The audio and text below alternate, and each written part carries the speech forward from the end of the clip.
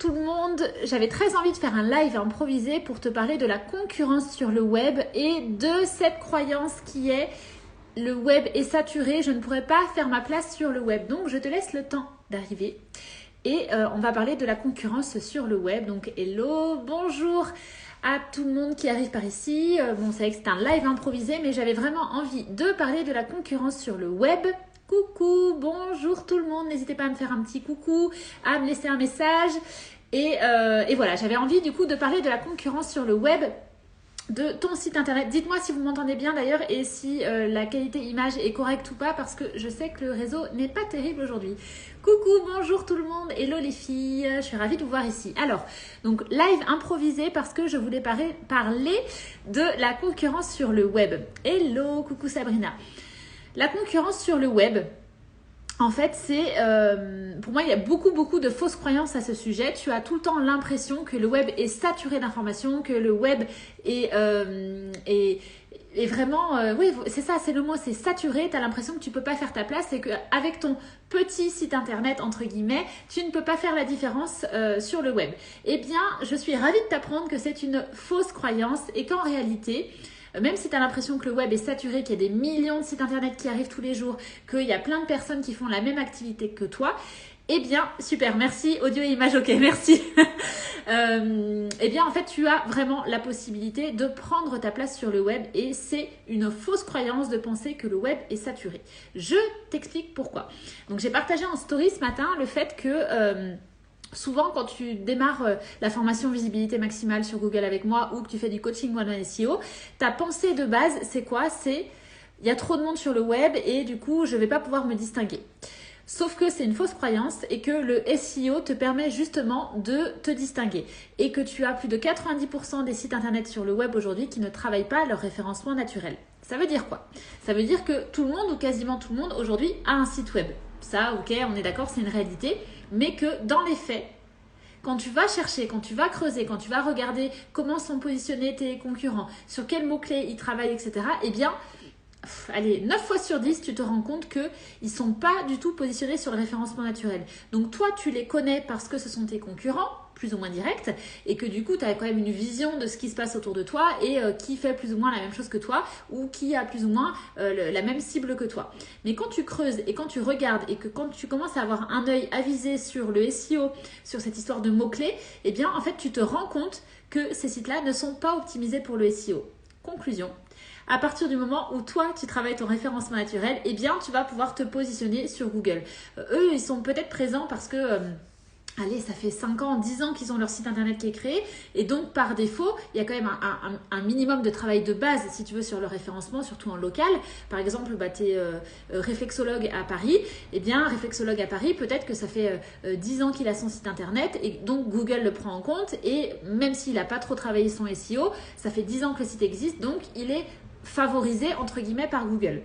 Mais si ce site n'a pas fait un travail de fond sur le référencement naturel, toi qui es réflexologue à Paris aussi, eh bien en travaillant ton choix des mots-clés, en travaillant ton angle, en travaillant la qualité de ta rédaction, la qualité de ce que tu transmets, en fait, si tu veux, de tes contenus, eh bien, ça veut dire que tu pourras prendre ta place sur Google, sur ton secteur d'activité, donc réflexologue à Paris, par exemple.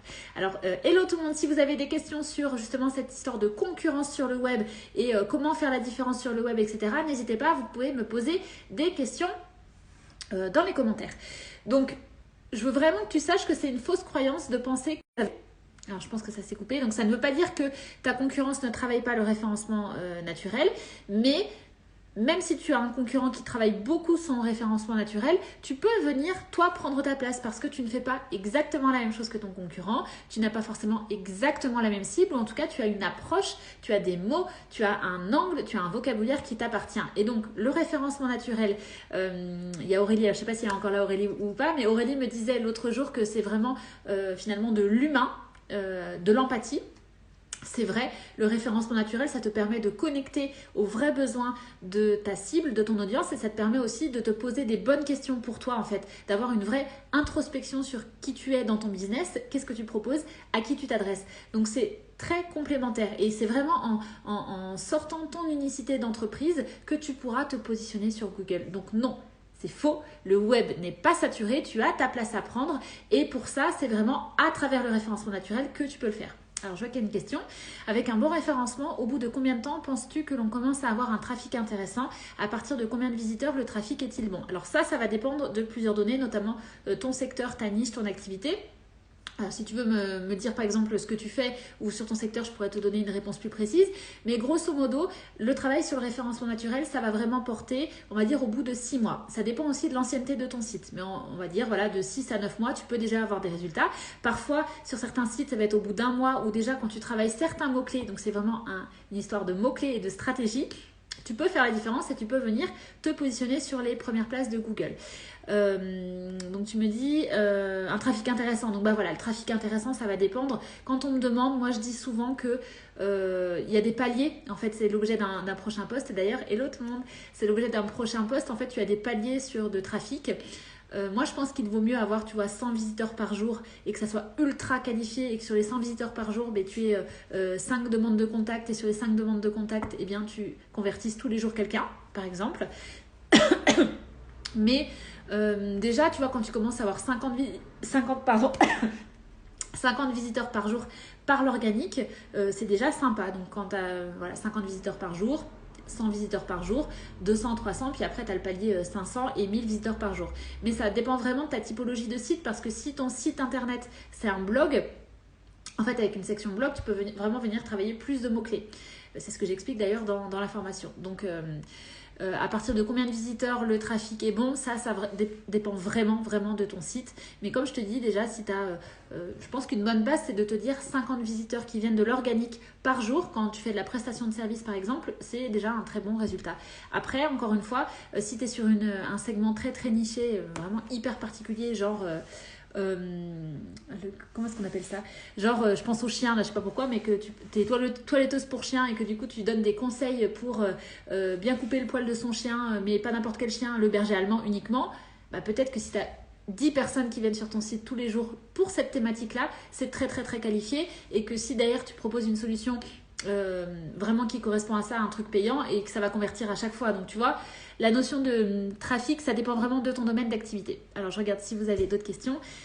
Oui, du qualitatif plus que de la quantité, j'en suis à 50 par jour. Voilà, super. Déjà, je pense que tu vois, si c'est 50 en organique par jour, c'est déjà un bon pas. Et moi, je préfère vraiment te dire que sur ces 50 que tu as là aujourd'hui, tu as choisi des bons mots-clés et du coup, c'est vraiment des personnes qui sont prêtes à acheter ou qui sont vraiment ta cible. C'est beaucoup plus intéressant que d'avoir 2000 visiteurs par jour par exemple, même si c'est, on va pas se cacher, une grande satisfaction d'avoir un joli trafic naturel qui arrive parce qu'en plus, plus tu as du trafic naturel quand même, plus ton site prend de l'autorité aux yeux de Google et souvent si tu as de la visibilité, tu as aussi des backlinks derrière. Donc des backlinks, ce sont des liens d'autres sites qui pointent vers ton site et ça, ce sont des signaux favorables pour Google. Si vous avez des questions, n'hésitez pas, mais sinon c'était vraiment juste un petit live improvisé pour te dire que le web, certes, il y a énormément de sites internet qui arrivent tous les jours et qui publient tous les jours aussi, mais il y a énormément de sites internet et encore plus. Comme je te dis, il y a 90% des sites internet aujourd'hui qui ne travaillent pas leur référencement naturel.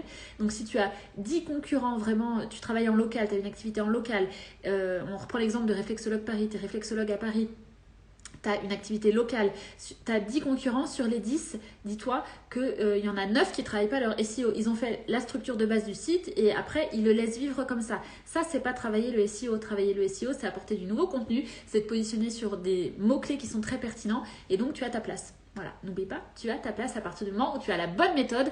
Donc, si tu veux en savoir plus, si tu veux à l'essentiel, si tu veux apprendre à créer et piloter ta stratégie SEO, à rédiger avec le bon format rédigé pour le web, si tu veux faire la différence sur le web, je t'invite à aller sur mon lien en bio et cliquer sur formation visibilité maximale sur Google. Tu as toute la méthode pour pouvoir optimiser ta stratégie SEO, sortir du lot et enlever de ta tête que le web est saturé. Le web est saturé d'informations, certes, mais pas forcément de la bonne manière et certainement pas en référencement naturel.